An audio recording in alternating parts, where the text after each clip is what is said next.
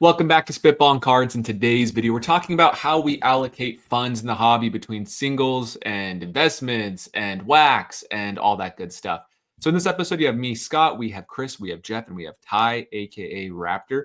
Ty just keeps getting new nicknames every week. He just at the end next week it's gonna be like 5 things long and then 10 things long. Ty's just inevitable. Hunt Ty. Just leaning into Raptor, enjoying this alternate ego of ferocity outside of the normal teapot environment. So yeah, I like it. You do seem to have some intensity to you. Yeah.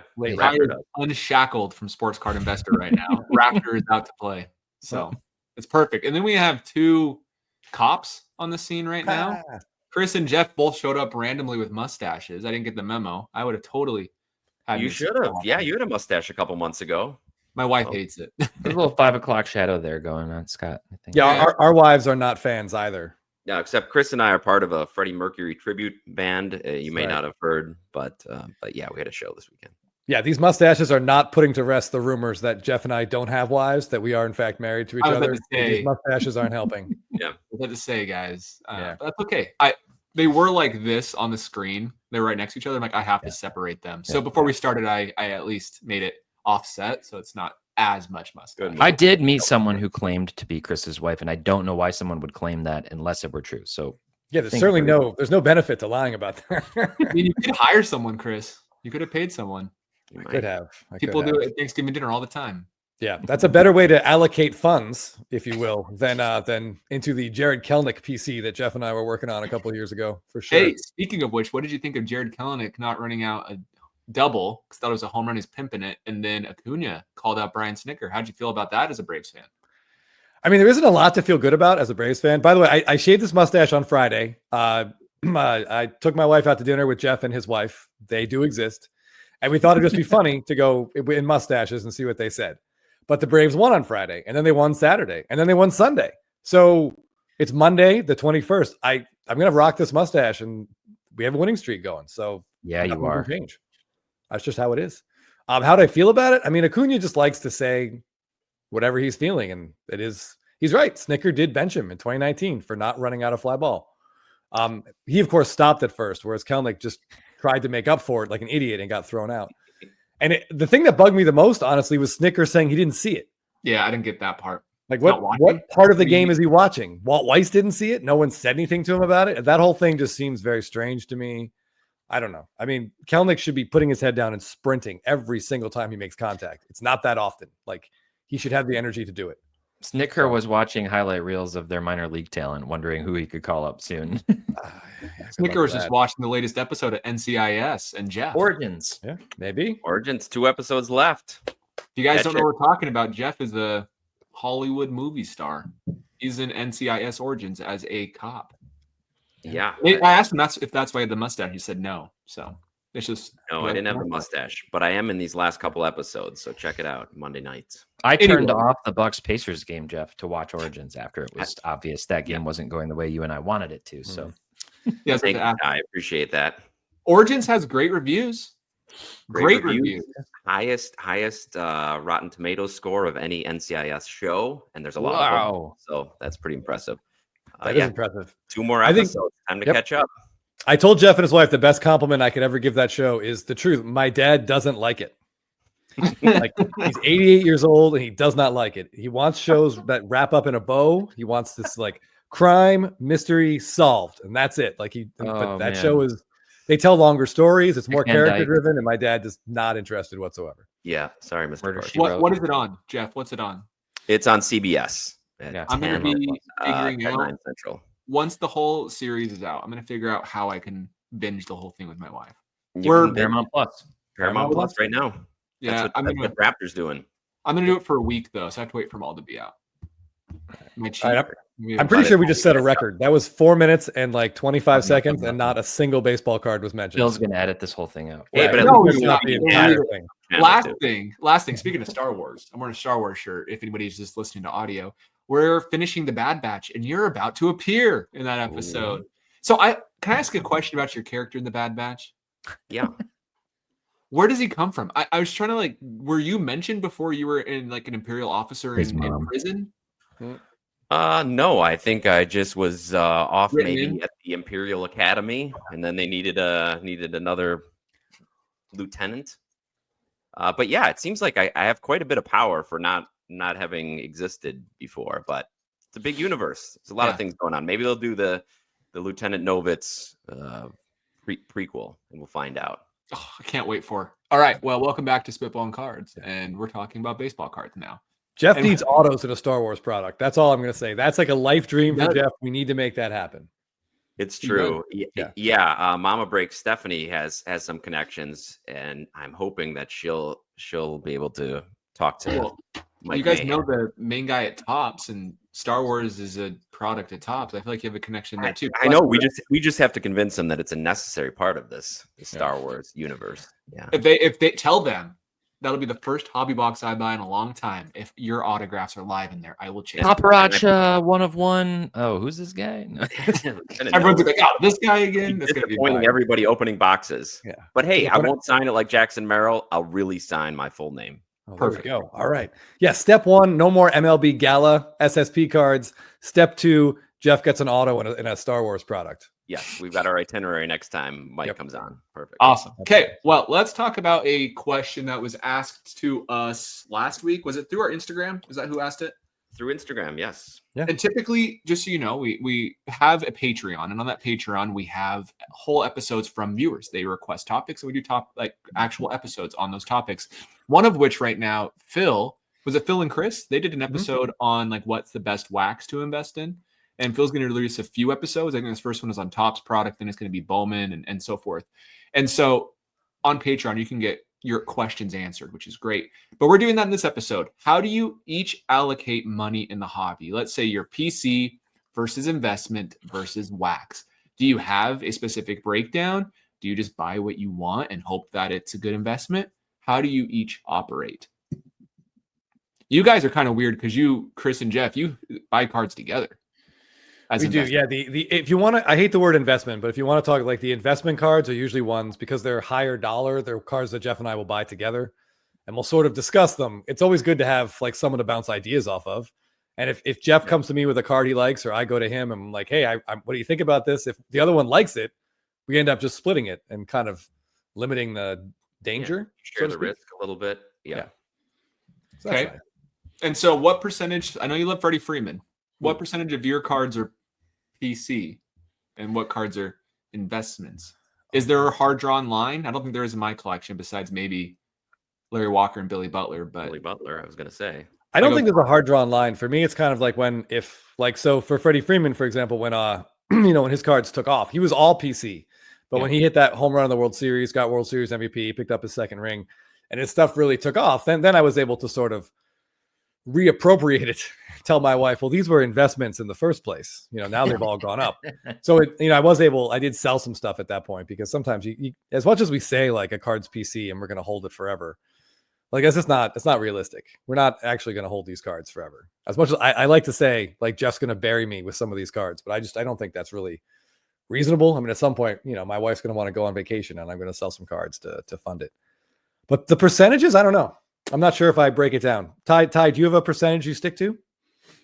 Yeah, I mean, I have like, grocery and diaper budget and mortgage with my family, and then I just double that for cards. And That's and then I'd almost have enough to buy the cards you guys are always buying. Diapers are expensive. But yeah, I have a certain amount that I get paid bi-monthly or bi-weekly, whatever. Those words are interchangeable and depending on the universe. Every other week, essentially, I get paid twice a month, and I have a certain amount that I just go straight into like a card account. cool. And so I try to balance that. And then I'm constantly curating everything that I have too. And I'm trying to actually be even more intentional about that this year. That was, I think, one of my hobby goals that I stated for the year. If it wasn't, then it sort of already was, which is like at a point you have so many cards that you're like, I can't display them all. I can't store them all. I don't pull them out and look at them, and if that's specifically PC, is it really PC if you never do anything with it? If it's just like hidden away and you don't enjoy actually looking at the cards or sharing them with others. And so I tend to go through phases every like 3 months. I'll sell off a bunch of stuff. And then as part of that, just kind of like a personal guiding principle, I've actually done the opposite of what I was joking about, which is like, hey, I just got new windows in my house, or hey, I just did this. And I'm kind of like putting some of that stuff back into family fund and home and some of it back into PC, just like kind of going through this process. So I've got a stream coming in sort of dedicated that I may or may not pull from regularly. And I, let's say, flex it just depending on what everything else in life has going on. But I try to stay disciplined to it so that I'm not being reckless and doing something ridiculous. If you get down to the level of like, how much do I spend on cards versus sealed product versus whatever, I don't put too much thought into that piece. Like, I just kind of know at this point, having been back in the hobby for like 6 years, that if I want to rip a box, I'm going to rip a box and know that I'm probably going to take it on the chin. And that means that I can't buy this $200 card that I might have wanted, but that's just kind of how I go about it at a high level. All right, Jeff, what about you? Yeah, I think I'm a combination. I don't have a specific card account like Raptor. That's pretty cool. That makes a lot of sense.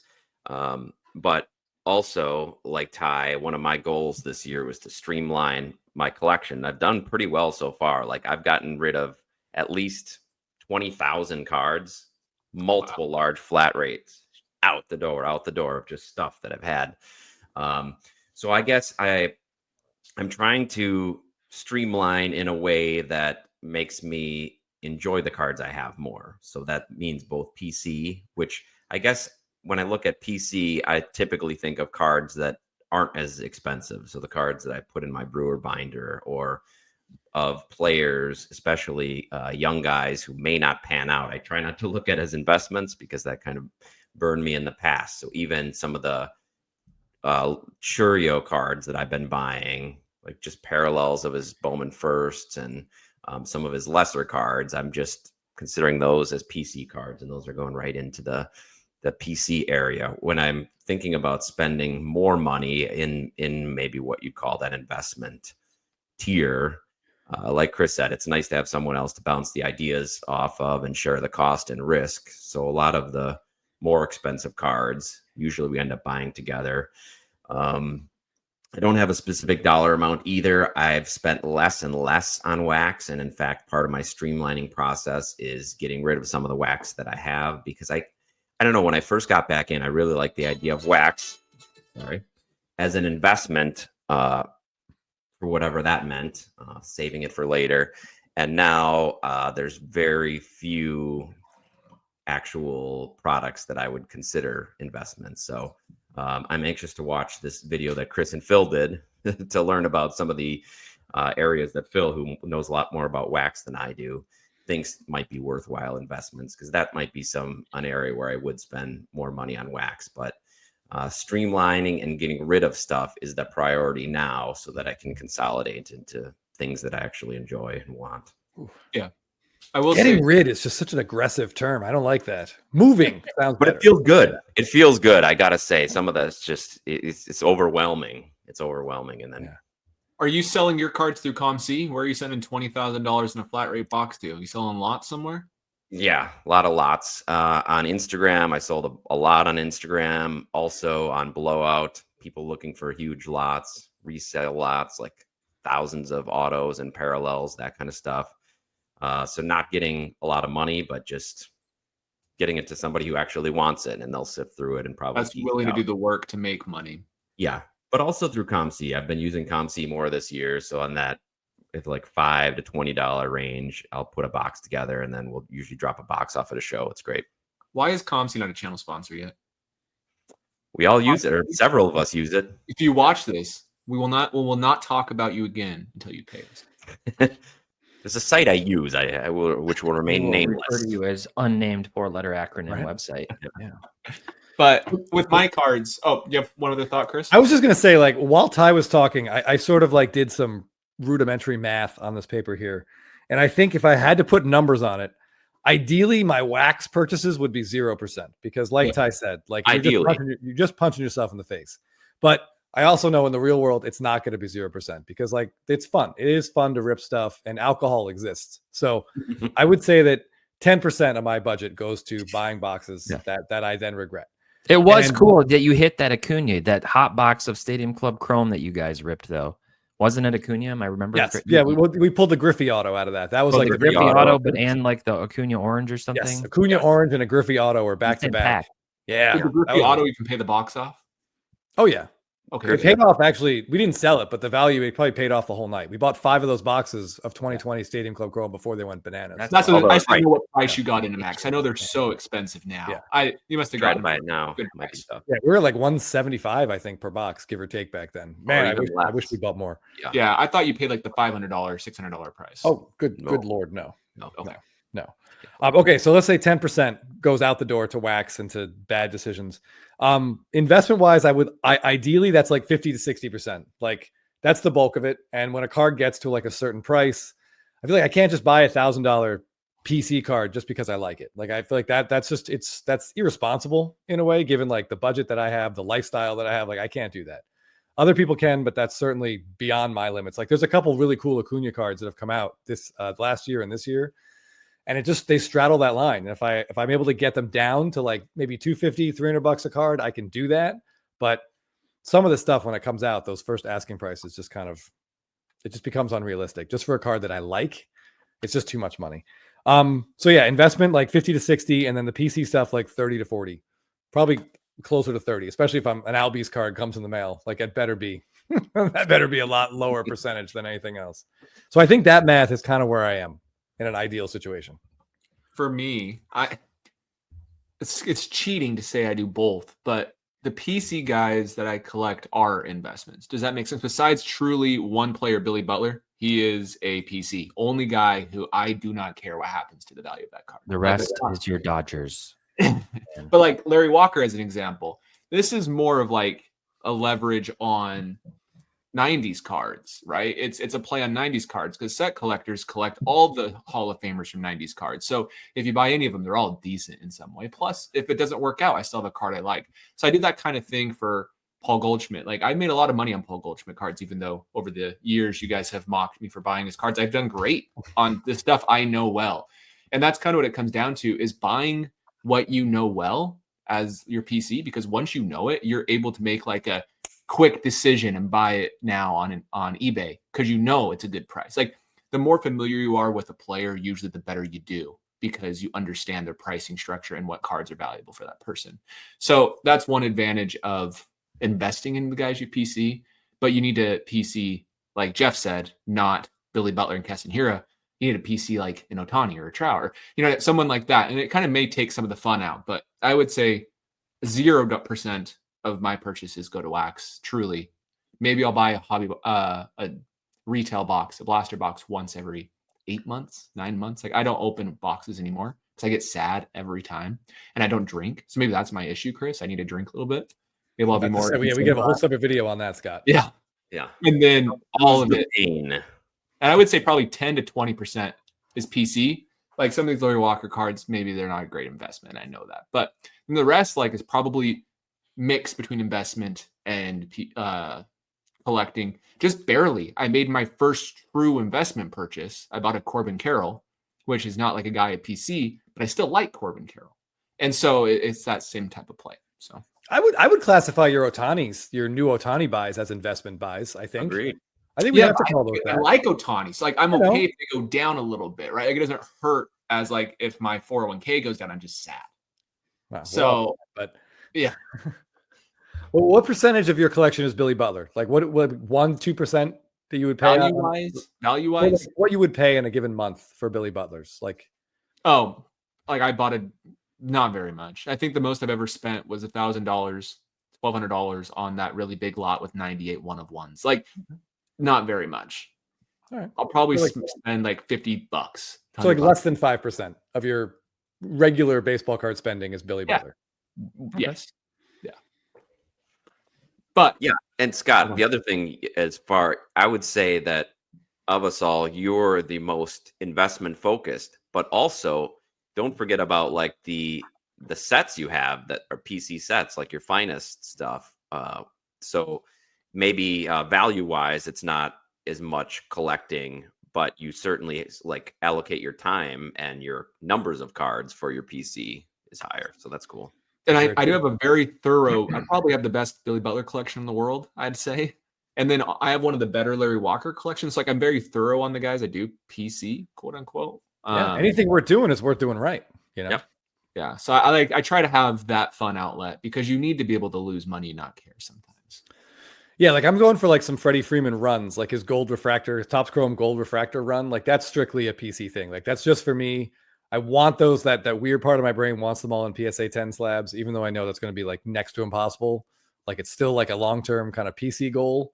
And those are not cards that I expect to like flip or make money on. So those definitely go into the 20 to 30, well, 30 to 40% category when I pick. But you would sell them though.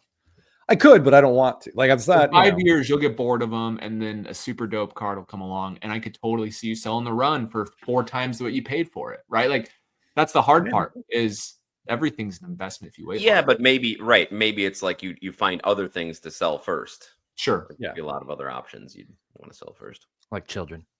Yeah. Ty is rich in children. He has a lot of children. That's why he keeps bringing that up. He's playing from his strengths right now. Like card rich, cash poor. He's child rich, kid rich, cash poor. Hey, you're talking about your diaper budget. Do they not make like a baby bidet type thing? They do. Yeah. Just gets a little aggressive, starts taking the skin off. You got to be careful. Yeah. Wait, are you serious? No, they have them for cloth diapers. We did cloth diapers with our oldest, and literally had like a spray nozzle hooked up to our toilet, and it's really hard. That was our just it's too much. You know, sorry, it's I would love to respect the landfill. But... Yeah. Sorry. Okay, so does everybody feel good about investments? You want to jump to the next topic, or does anybody want to? Maybe there's some other ways to fund your collections, Scott. Ooh, yes. So recently, PSA quietly, I think is the right word, put out there that they are now to select individuals, and there's a landing page. Maybe we'll put that landing page below our Patreon link in the description.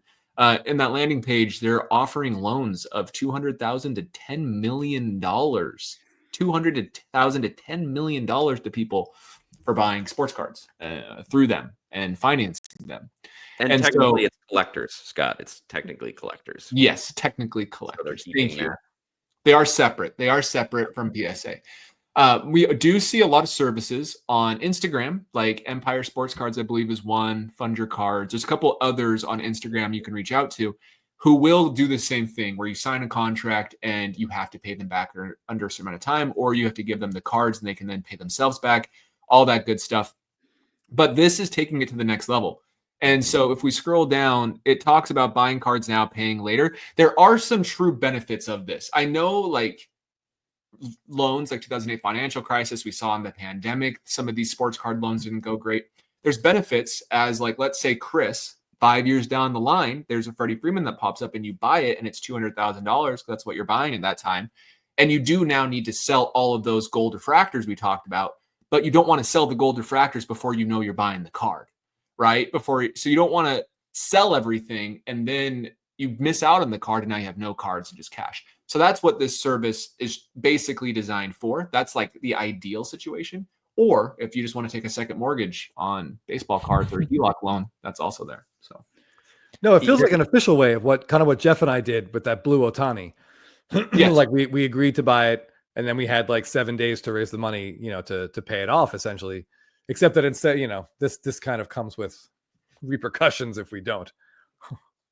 So, there's a difference between I started my career in banking and doing small business loan underwriting. And then I worked in finance for many years at my last company and worked in risk assessment and many times had to deal with unsecured loans or unsecured lines of, credit to people. And there is a difference between sort of foolishly building your own internal bankroll as though you have secured assets with cards but no security of the value of those cards over time, and doing it with, let's say, like a more exclusive list of cards, like some of those pictured here, which are certainly going to hold up much better long-term and in light of like any kind of major financial recession or depression, as opposed to like a Bull PSA 10 Prism Silver that's going to like definitely drop, which is like part of the problem that some of these other companies got into in the past and ultimately became a purchase of Fanatics Collect. So if it just depends on the structure. There's not a lot of detail here. It just says contact us. Correct. So if they're charging interest, if they're really doing their due diligence and checking your own financial credibility and, even beyond your credit score, like looking at bank statements, doing anything in detail, if they're saying from 200,000 to 10 million available, those are big boy numbers. And I'm assuming they'd want to see some kind of like cash collateral or who knows what. There are a lot of ways to get creative with loans to help facilitate somebody acquiring a card that they want and satisfying and keeping their sellers, happy. So there's just a lot in the details here that could mean, yep, they're doing this intelligently and it's not a problem, or they're doing it recklessly and, potentially putting their long-term stability as a company at risk. A lot of asterisks after available right there. There's literally an asterisk here too. I mean, yeah. I will say though, like the thing here though is PSA is not being as flippant as who was it? PWCC? Is that who was doing it? WCC, yes. They were giving it to everybody and anybody. Yes, and they were calling aggressively, trying to get people with cards vaulted, like myself, to take out loans aggressively. Were they in trouble? Yes, that never happened to me. Really. Very so then when they started to become insolvent and go under, my cards were basically held hostage there, and there was That's right. I remember this situation before they were purchased. Back. It was very frustrating, and they would not call, and that's right before then Fanatics Collect bought them out, and I ended up getting my cards back. But didn't you guys get your cards stuck with Mark's cards too? Oh yeah, you guys sure know how to pick winners to work with. Wow. Yeah. What does that mean about Ty and I? Well, we're getting scammed. Turned a new chapter. They grew a mustache and figured out how to judge character. Yeah. Well, yeah, that's my mustache helps me investigate.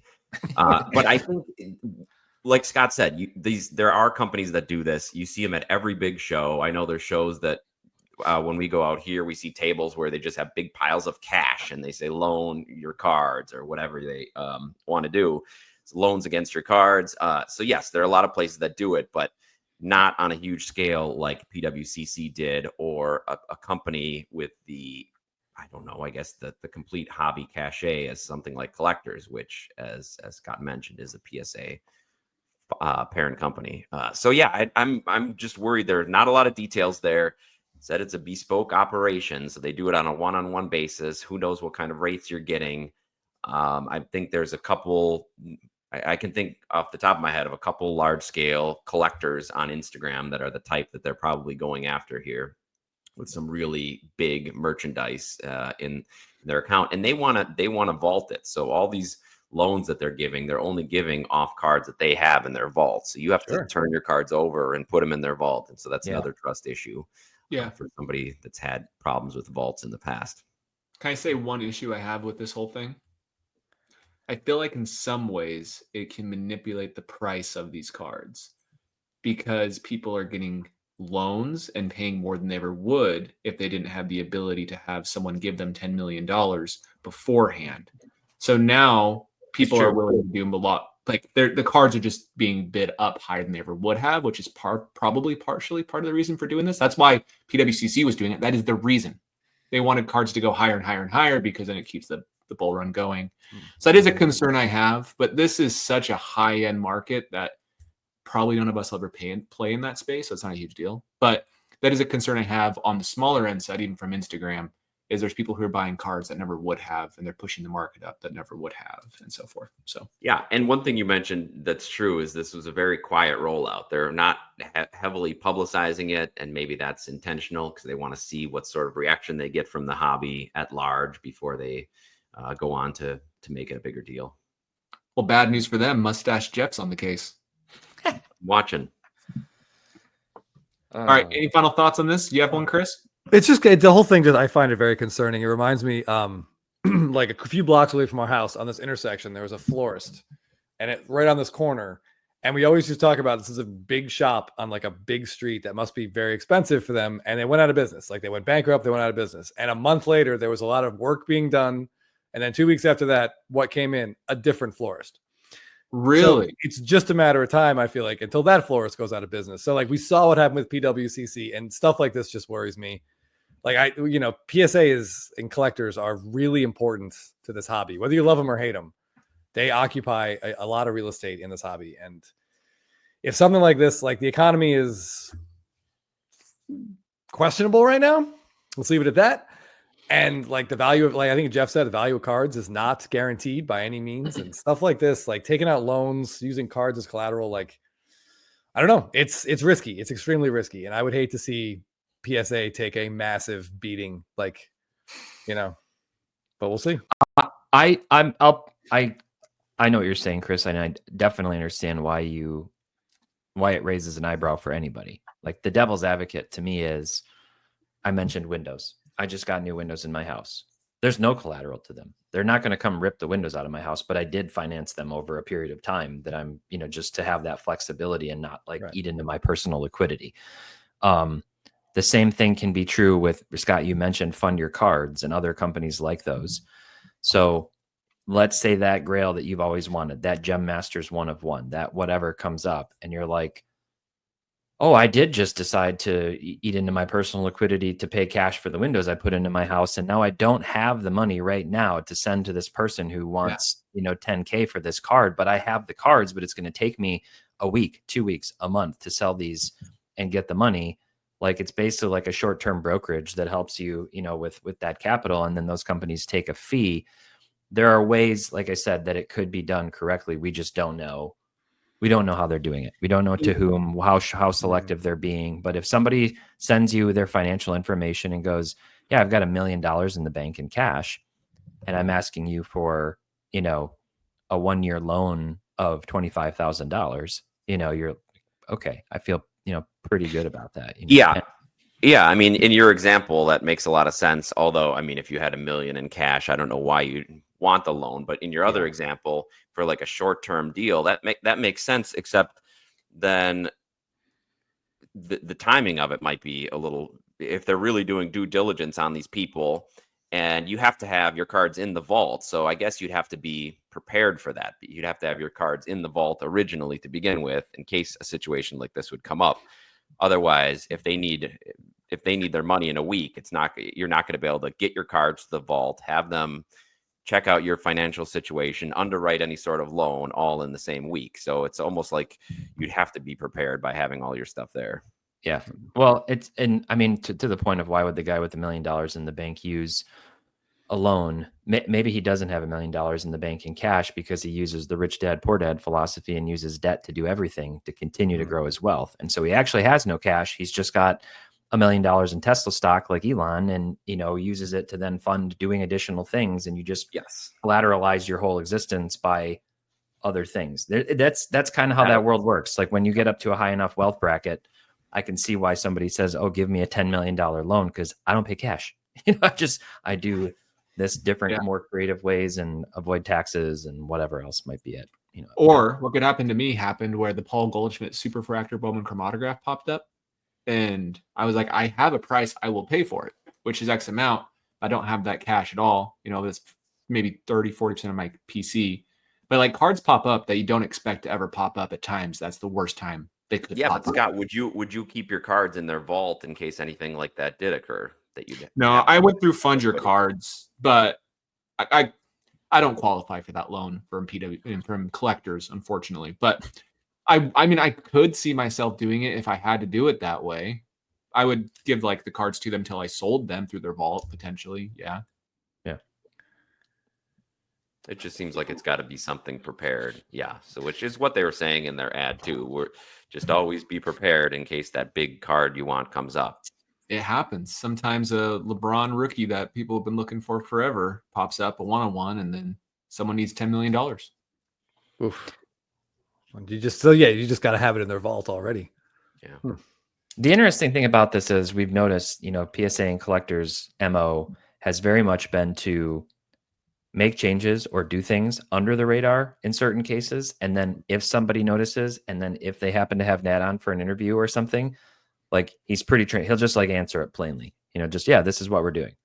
It's sort of no nonsense approach. The same thing happened with the grading change and, the centering on the 10s and all that stuff. It's just like, yep, we did this. So I wonder if that a week from now, we may, who knows? So somebody DMs Nat or somebody says something, hey, what is this about? Or somebody goes through the contact us form and comes out and says, yep, this is what they're doing. It's very selective. It's for people with very high net worth and stability, and It's not for you losers. Don't worry about it. I know. That's what I was thinking too. Yeah. Jeff. loans for thee, not for me. My Stadium Club PSA 9s are not going to qualify for these loans. Yeah. I don't think. I'll trade you a bag of high chews, okay? You can cut that out, Phil. Yeah, that's all right. Hey, before we go, I think the mustache has to go. Jeff, you're gonna have to shave. Strider just went back on the IL today. Apparently, he strained his hamstring just now playing catch. Oh no! So the mustaches have to go, Jeff. The mustaches have to go. I'm sorry you can't have nice things, Chris and Ty. No, I really can't. No. And I Hey. gotta stop drafting that clown. Jeez. Yeah. Well, you drafted him this year too. Yeah. Wow. I almost did too. Not in every league, but I tried and it got taken right before me. So How many leagues do you win? 4. How do you keep it straight? you don't. I don't think Jeff sleeps. I really don't, because he's in 4 fantasy leagues. He's got 2 kids, and I'm in 3, and he's still beating me to the He waiver does wire not sleep. I can in confirm all of our that. leagues. Like I see transactions at 3 a.m., at 4 a.m. I Like texted him when he texted Wake at up. what was like 4:48 your time in the West Coast, and I'm like, dude, I just woke up. What are you doing? And he was texting me when I went to bed at like 1:30 my time. So I'm like, what? Yeah, he doesn't need sleep. I don't know how he does. baseball never sleeps, right? It's funny. I'll be asleep at like 10:30 my time, but Chris is texting me when I wake up at 5:30 my time because it's 2:30 his time. But then Jeff's also texting me around that same time, but it's because he's awake for the next day before Chris goes to sleep the previous night. That's been known to happen. Our group chat's all over the place with time zones. So, okay, If you want more, get over into Patreon. Text us at any time. That's right. we'll give you Jeff's direct telephone number. Yeah. So, Call If we any- start a Discord, there'll be comments in there at all. God only Got knows it. what hours. Yeah. okay, well, thanks for watching, everybody. We appreciate it, and we'll see you in the next video.